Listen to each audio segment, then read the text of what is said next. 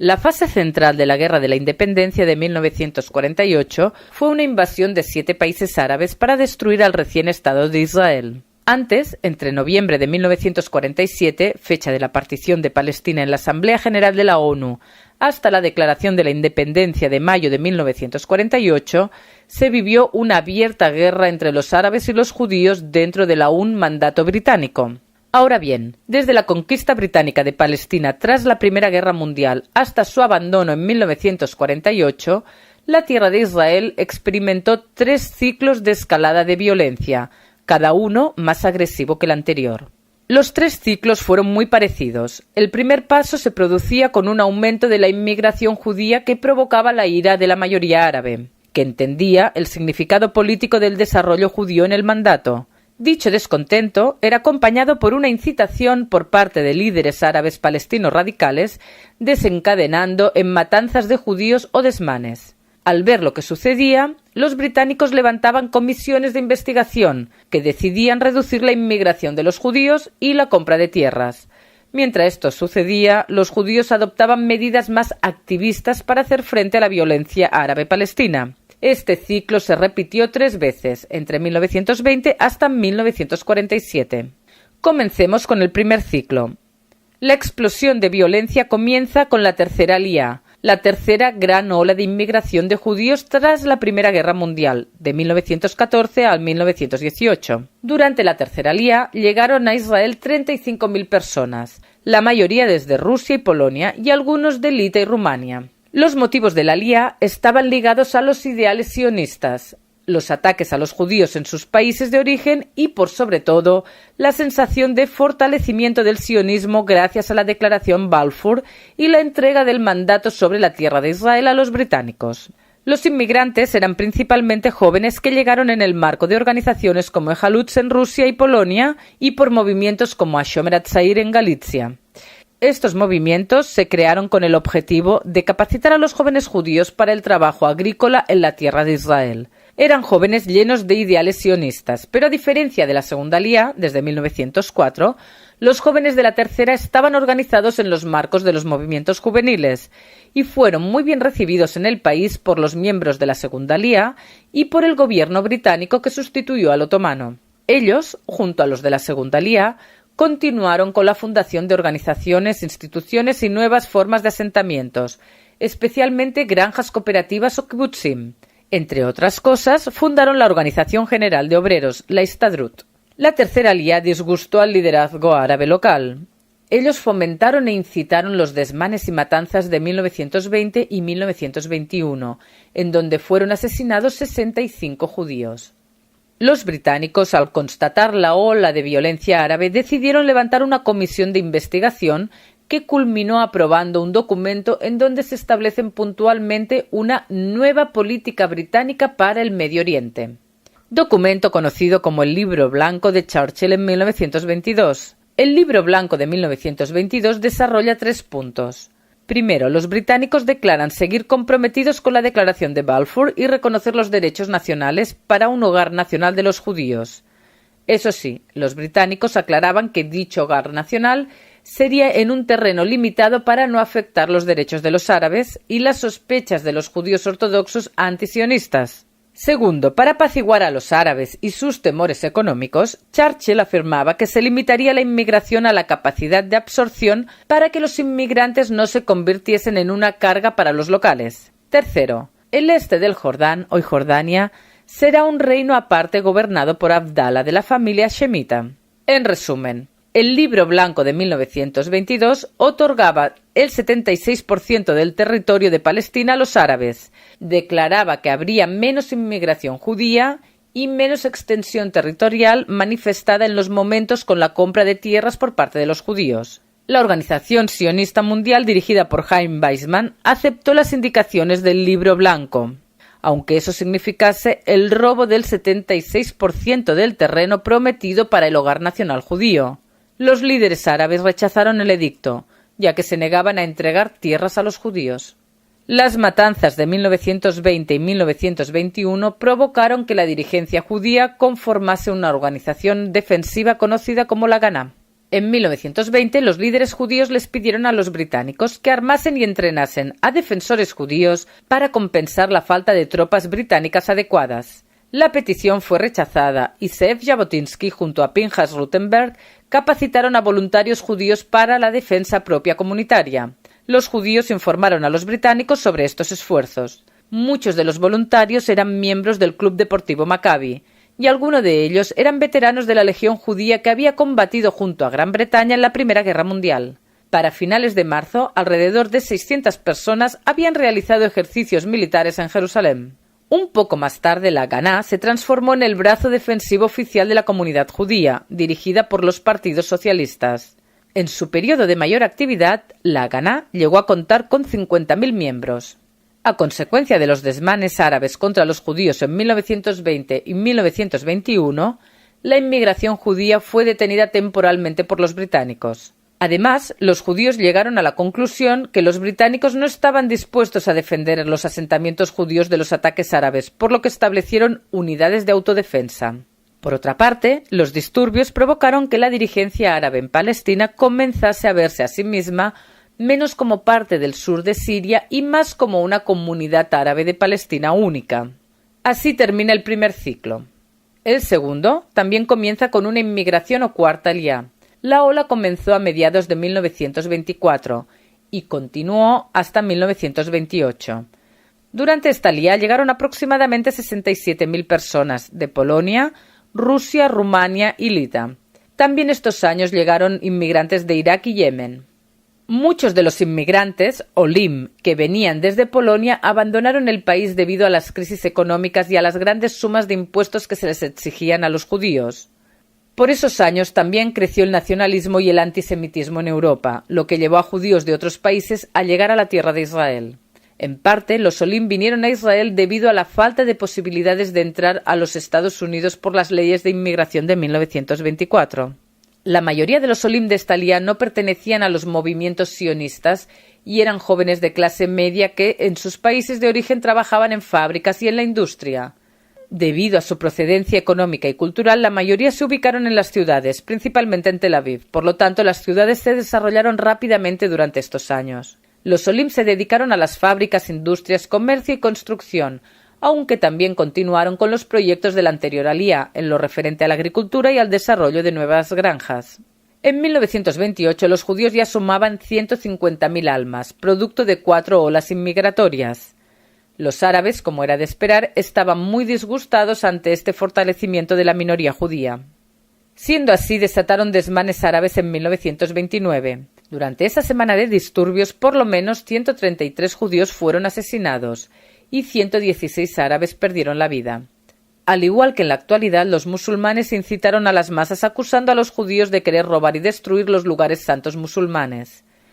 Los principales instigadores de los desmanes de 1929 fueron el mufti Amin al-Husseini, posteriormente el principal aliado árabe de Hitler, y Aref el-Aref. Los eslóganes árabes cantaban: «Palestina es nuestra tierra y los judíos son nuestros perros». Los falsos rumores afirmaban que los judíos habían matado a árabes en Jerusalén y habían incendiado la mezquita del Aqsa, documentando esto con una foto falsa, o que los judíos planeaban construir una sinagoga cerca del Muro de los Lamentos. En Tzfat, Safed, fueron asesinados 20 judíos y otros 67 judíos fueron asesinados en Hebrón, una comunidad que fue abandonada tras siglos de vivir allí. Otros sanguinarios ataques tuvieron lugar en Moza, Kfar Uriah y Tel Aviv. ¿Qué podían hacer los británicos ante esta ola de violencia árabe-palestina? Pues lo supuso bien: levantar otra comisión de investigación y redactar un nuevo libro blanco.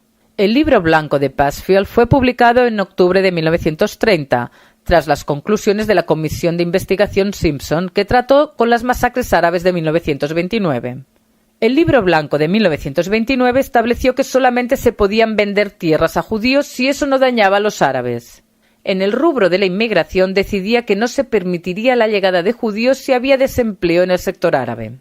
Era una obligación de Gran Bretaña, afirmaban unos años antes que se desatase el genocidio del judaísmo europeo, reducir la inmigración judía a Israel.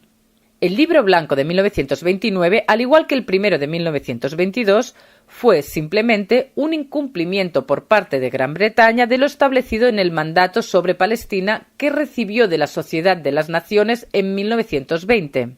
Chaim Weizmann, presidente de la Organización Sionista Mundial, decidió renunciar a su cargo como forma de protesta ante semejante traición por parte de los británicos. La Sociedad de las Naciones, anterior ONU, también declaró que se trataba de una contradicción a lo estipulado en la Orden del Mandato sobre Palestina.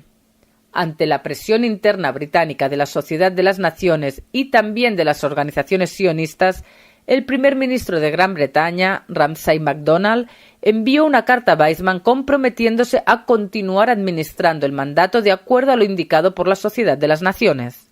Los desmanes de 1929 traumaron a los judíos de Eretz Israel. En la sucursal de Jerusalén de la Haganá había sentimientos de decepción y malestar internos hacia el liderazgo de los movimientos y de la Histadrut Haovdim, organización de trabajadores, el liderazgo socialista de las instituciones locales. Tras casi 10 años de la existencia de la Haganá, algunos creían que se había fracasado frente al creciente vandalismo de las pandillas árabes hacia los judíos, quienes cometían impunemente asesinatos, diversos actos de violencia y robo contra las propiedades judías, lo que provocaban un creciente sentimiento de abandono de los asentamientos y barrios que se encontraban en manos de los forajidos árabes. Del mismo modo, criticaban una excesiva política de moderación y una falta grave de resistencia frente a las agresiones. El 10 de abril de 1931, algunos comandantes y directores de la Haganá se negaron a regresar las armas en su poder a la dirigencia de su organización, y, dirigidos por el comandante de la rama de Jerusalén, Abraham Tehomi, alias Gideon, decidieron separarse. Al nuevo movimiento se lo conoció más tarde como Irgun Tzbai Leumi, Organización Militar Nacional, con el fin de destacar su carácter activo en contraste con la Haganá. En este grupo se enrolaron los miembros del movimiento juvenil Betar, el ala nacionalista del sionismo. De esta forma se conformaba una respuesta activista ante las agresiones árabes, consecuencia directa de los desmanes de 1929. Así termina el segundo ciclo. El tercero también comienza con una inmigración o quinta aliyá. La quinta aliyá comenzó en 1929 con judíos que decidieron llegar a Israel por motivos nacionalistas. Pero en el año 1933, tras la llegada de Hitler al poder, comenzaron a llegar cada vez más inmigrantes. Entre los años 1933 a 1939 llegaron 160.000 inmigrantes legalmente y miles de manera ilegal, por lo que la comunidad judía ya superaba las 475.000 almas, que, en vísperas de la Segunda Guerra Mundial, representaban un 40% de la población total de la tierra de Israel. La mayoría de los olim de la quinta aliyá se ubicaron en las ciudades, principalmente en Tel Aviv. Muchos de los olim pertenecían al ámbito académico, por ejemplo, los músicos que crearon la Orquesta Filarmónica, médicos, etc. Un pequeño porcentaje de los olim se asentó en colonias agrícolas y fundó nuevos kibutzim. La ola de inmigración fue acompañada por la explosión de la Gran Revuelta Árabe, una rebelión de protesta contra la inmigración y la compra de tierras por parte de judíos durante los años 1936 a 1939 en el mandato británico de Palestina. Los árabes decidieron atacar y rebelarse justamente contra los británicos, acusándolos de favorecer a los judíos. En el camino, como en otras tantas ocasiones, los árabes también asesinaron judíos. A pesar de la intervención militar constante de hasta 50.000 soldados británicos, el levantamiento árabe se prolongó durante más de 3 años. El árabe Walid Khalid estimó que durante esta revuelta los árabes sufrieron 5.032 muertos, al igual que 200 británicos. Fueron asesinados otros 600 judíos, la mayoría de ellos a manos de los árabes. Al explotar la violencia en 1936, los británicos levantarían una comisión, llamada Peel, en honor a su presidente Lord Peel, que el 7 de julio de 1937 publicó un informe en el que por primera vez declaró que el mandato se había convertido en inviable y recomendó la partición territorial. El gabinete británico aprobó el plan de partición, en principio, pero pidió más información. El 17 de mayo de 1939 se publica el Libro Blanco de MacDonald por Malcolm MacDonald, ministro de las Colonias Británicas. Los edictos del Tercer Libro Blanco decían que en 10 años se levantaría en Israel un Estado binacional, que en los próximos años se aceptarían solamente 75.000 inmigrantes judíos y se limitaría la compra de terrenos a manos de los judíos y se establecería que el 95% de la tierra no estaba en venta. Para los judíos este fue el peor de los 3 libros blancos. Se cerraban las puertas para unos judíos que estaban a punto de ser asesinados en Europa, una mancha imborrable en la historia de Gran Bretaña. El descontento hacia los británicos se disipó al explotar la Segunda Guerra Mundial. La Haganá y el Irgun Tzbai Leumi decidieron enrolarse en el ejército británico para combatir contra los nazis. Ben Gurion, el principal líder de la comunidad, afirmó que debemos ayudar a los ingleses en la guerra como si no existiese el Libro Blanco y debemos enfrentarnos contra el Libro Blanco como si no hubiese una guerra. En 1941, los británicos decidieron entrenar una fuerza de choque judía para hacer frente a una posible invasión de los nazis en Israel. De la Haganá surge esta fuerza conocida como el Palmaj, la cual se transformó en el granero de los principales oficiales del futuro ejército israelí. Mientras los soldados del Irgun Tzbai Leumi, el Etzel, se enrolaban junto a los británicos, su líder, David Raziel, fallecía en un ataque de aviación cuando intentaban matar al mufti de Jerusalén, que estaba exiliado en Irak. Parte de los soldados del Etzel declararon sentirse antiimperialistas y que su objetivo más importante era expulsar a los británicos de Israel.